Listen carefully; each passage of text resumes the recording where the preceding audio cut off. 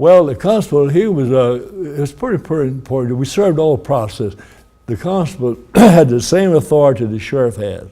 His constitutional officer it was, and had the same authority the sheriff. Only thing we didn't have the personnel. I only had 3 deputies, a secretary, and an accountant in the office, and we served all the process. And we were in the fee system.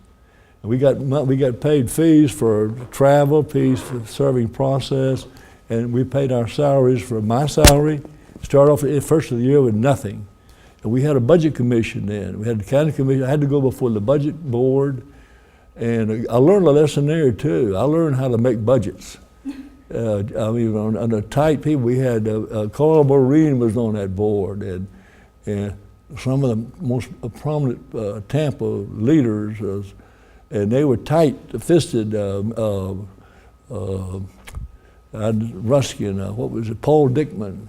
Paul was real tight with money, his money and the taxpayers' money. And I learned you had to cross the T's and dot the I's and making a budget. And I took that lesson into the sheriff's office, knowing how to make a budget, a sensible budget, no waste. And we started off with nothing at the first of the year, and I ended up giving back the county quite a bit of money at the end of the year. And we made it through making a fee, serving process, and the sheriff didn't want to serve process because he didn't get, he was not on the fee system, and he was glad for me to have it. And of course, I was glad to have it. And then we served in the traffic court. The JP was also the traffic judge.